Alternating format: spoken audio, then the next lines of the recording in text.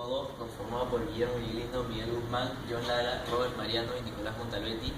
Y el día de hoy vamos a explicar un problema presentado en un paper científico llamado La paradoja de la escalera, por Paul Schouten y Andrew Simonson. Un problema bastante recurrente en el tema de derivadas visto en el curso de cálculo es el de una escalera que se apoya contra una pared y tiene cierta velocidad en que cae y la punta que está apoyada en el piso se desplaza hacia afuera de la pared, haciendo que la otra punta baje siguiendo apoyada en la pared. Si vemos nosotros estas coordenadas como x0 y 0, punto y coma y vemos que son variables con respecto al tiempo, vemos que se relacionan por un problema de Pitágoras, siendo L la longitud de la escalera, X esta distancia y Y esta distancia. Si nosotros derivamos las cantidades para tomar en cuenta la velocidad con que se desplaza esta escalera, obtenemos la siguiente fórmula. La derivada de Y es igual a menos una constante, que es la velocidad en que se desplaza esta escalera, una velocidad constante, por X entre Y. El problema surge cuando Y se aproxima mucho al suelo. Cuando vemos que esto sucede y la altura de la escalera es muy baja, esta derivada tiende hacia una velocidad demasiado alta, que ya no tiene sentido para el problema y presenta problemas en cuanto a la física de lo que sucede en este problema.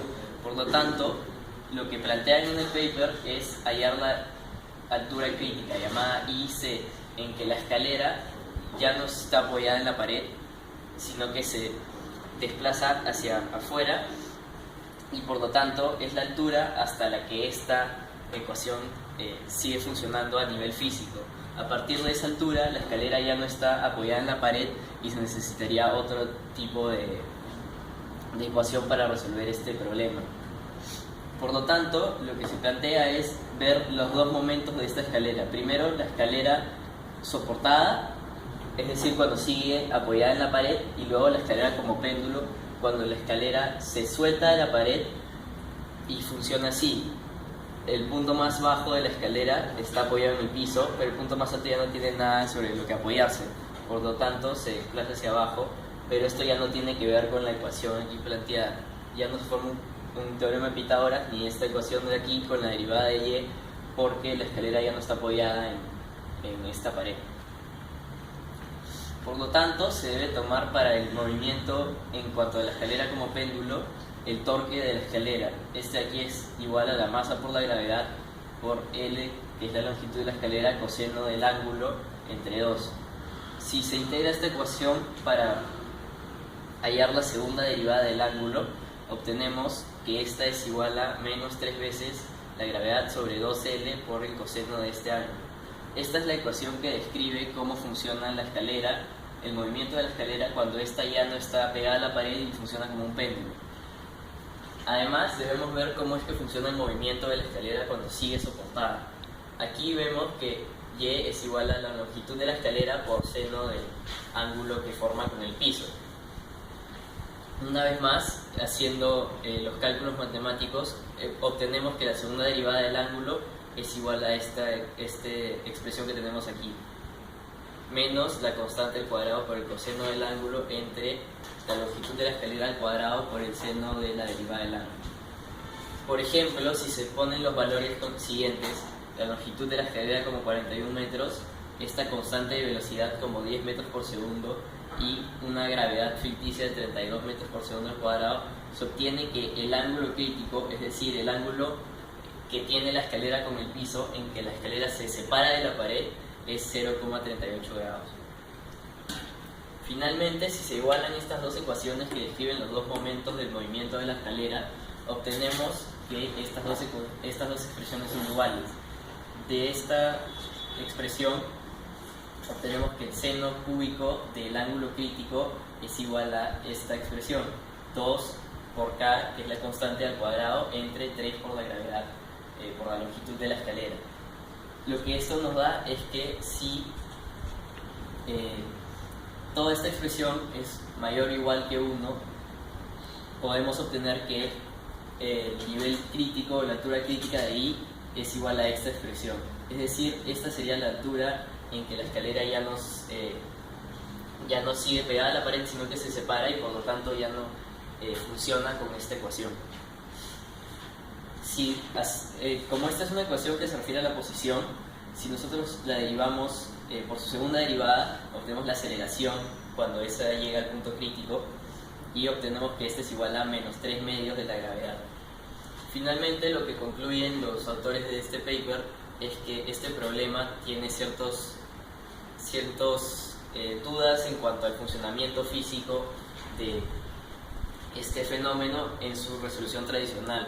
Por lo tanto, lo que proponen es que o se elimina el problema o en vez de intentar hallar la derivada de y, se halle la derivada de x, asumiendo que esto se mueve con cierta gravedad y aquí no hay ningún rozamiento ni fricción.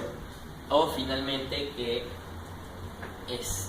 se incluya en el problema que existe esta constante, la cual debe ser mayor que 1 para que siga funcionando con esta ecuación. Somos el grupo 2, conformados por Guillermo Negrino, Miguel Guzmán, John Lara, Robert Mariano y yo, Nicolás Monteletti. Voy a hablar sobre el paper de History of Related Rates, o la historia de la razón de cambio. Los problemas de razón de cambio son un clásico de la introducción al cálculo.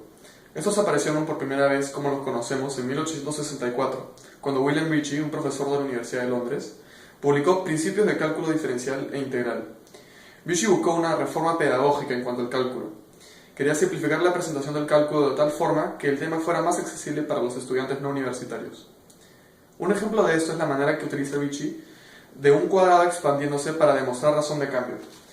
Cuando se tiene un cuadrado del lado AB y se incrementa este lado por 1, 2 y 3, se nota que el cuadrado AB más 1 es mayor que el AB por estos dos rectángulos y un cuadrado. AB más 2 es mayor este cuadrado por estos dos rectángulos y 3 de los cuadrados. Y por último, AB más 3 es mayor a este cuadrado AB por los dos rectángulos y 5 de los cuadrados. Eso demuestra que cuando el lado crece uniformemente, el área incrementa a un ritmo cada vez mayor. Después de Ricci llega otro matemático a intentar reformar el cálculo. James Connell publica en 1844 un libro que daba ejemplos e ilustraciones para el uso de escuelas y estudiantes privados. Después de él, Elias Loomis publica en 1851 en Estados Unidos un libro que daba ejemplos e ilustraciones para el uso de escuelas y estudiantes Loomis publica en 1851 en Estados Unidos un texto de cálculo que intentaba simplificarlo. Fue inspirado por Ricci. Luego, otra presentación de razón de cambio fue escrita por Minot Rice y Woolsey Johnson. Intentaron reformar la enseñanza del cálculo al ser inspirados por Connell. A pesar de todos estos autores, el paper era sobre cómo muy pocos libros ilustraron el cálculo utilizando problemas de razón de cambio. Una razón es que durante los siglos XVIII y XIX, las bases de cálculo eran discutibles y algunos no querían realizar operaciones de este tipo. Después de eso, a finales del siglo XIX, la mayoría de los autores utilizaban el cálculo con una base en los límites. Esa sería una buena oportunidad para usar esta clase de problemas, pero ya se habían descartado un rol de utilidad. El paper concluye que este tipo de problemas han perdido significancia. Algunos discuten que es debido a que los problemas de razón de cambios son muy complicados para los alumnos contemporáneos. Esto contradice el hecho de que los reformistas hayan creído que para ilustrar el cálculo se necesitaban formas de ilustrar la derivada.